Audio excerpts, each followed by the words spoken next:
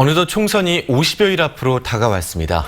보수 진영의 미래통합당 그리고 제3지대 통합 등 사이로 총선을 치르기 위한 판이 짜여졌는데요. 오늘은 오승용 킹핀정책 리서치 대표와 앞으로의 판세 살펴보겠습니다.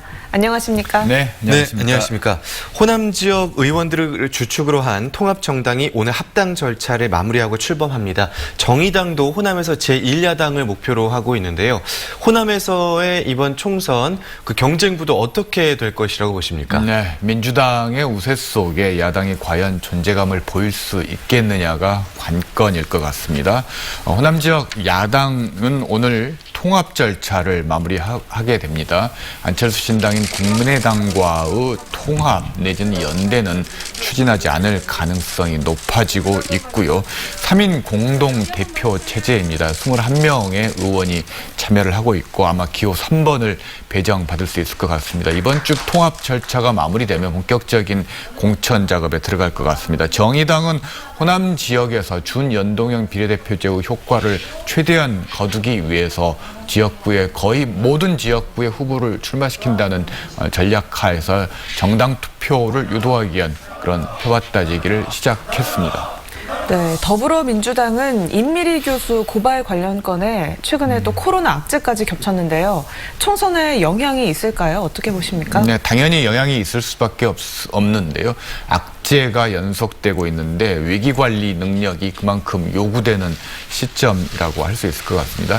역설적으로 정권에 대한 위기의식이 고조될수록 호남 지역에서의 민주당 지지율은 더 견고해질 수 있어서 다소 인물 경쟁력이 떨어지는 후보들의 당선 가능성이 높아지는 그런 아이러니가 발생할 수도 있을 것 같은데요. 네. 민주당 입장에서 최고의 선거운동은 코로나 바이러스 확산을 방지하는 데 총력을 기울이는 것이 지금 현재 상황에서 그 어떤 선거운동보다도 가장 좋은 선거운동일 것 같습니다. 네. 그리고 제3지대 통합정당은 아무래도 이번 총선이 그 생존 기로가 될 것 같습니다. 어떻게 보십니까? 관건은 지역구에서 몇 석을 얻느냐일 것 같은데요. 그러기 위해서는 현재 호남 중진들의 자기 희생이 필요하고 불출마 선언도 좀 필요한 시점인 것 같습니다. 중진들의 험지 출마, 수도권 출마도 필요할 것 같은데요. 네. 이런 일들이 일어난다면 새로운 인재 영입도 가능해지고 청년들과의 통합도 순풍을 맞을 것 같은데 아마 이런 일들이 일어날 가능성이 현실적으로 매우 낮다라는 것이 호남 지역 야당들의 총선에서 성공 가능성을 낮게 볼 수밖에 없는 그런 이유인 것 같습니다.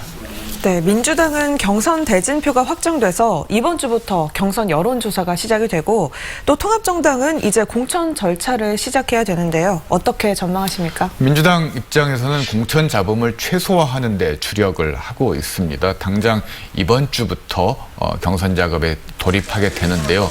관건, 핵심은 서구갑 지역이 경선 지역으로 지금 지정이 돼 있는데 사실상의 전략 공천이 이루어질 가능성을 배제할 수 없다는 점에서 아마 광주 전남 선거구 중에서 가장 주목해서 봐야 될 지역일 것 같습니다. 네. 26일부터 동남 을 선거구를 중심으로 해서 광주 지역 그리고 전남 지역에서 순차적으로 경선이 진행될 것으로 보이고요. 야당의 경우에는 이번 주 통합 작업이 마무리된 이후부터 공천관리위원회 구성이 본격적으로 논의가 될 것 같습니다. 인재 영입을 위한 인재영입위원회도 가동이 되는데요. 얼마나 인재들이 들어올 수 있을지는 미지수입니다. 네.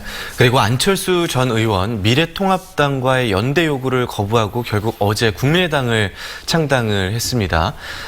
이번 총선에서 어떻게 될까요? 두 가지 가능성이 유력하다고 보는데요. 우선 미래통합당과 중도보수통합에 응하느냐의 여부, 그리고 독자 생존의 길을 걷다가 총선에서 유의미한 결과를 얻지 못하고 소멸하는 두 가지 가능성인데요.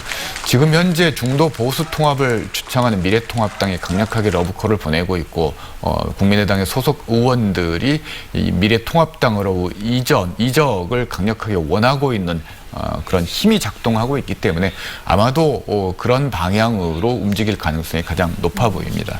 네, 지금까지 킹핀 정책 리서치 오승용 대표였습니다. 오늘 말씀 고맙습니다. 네, 고맙습니다. 감사합니다.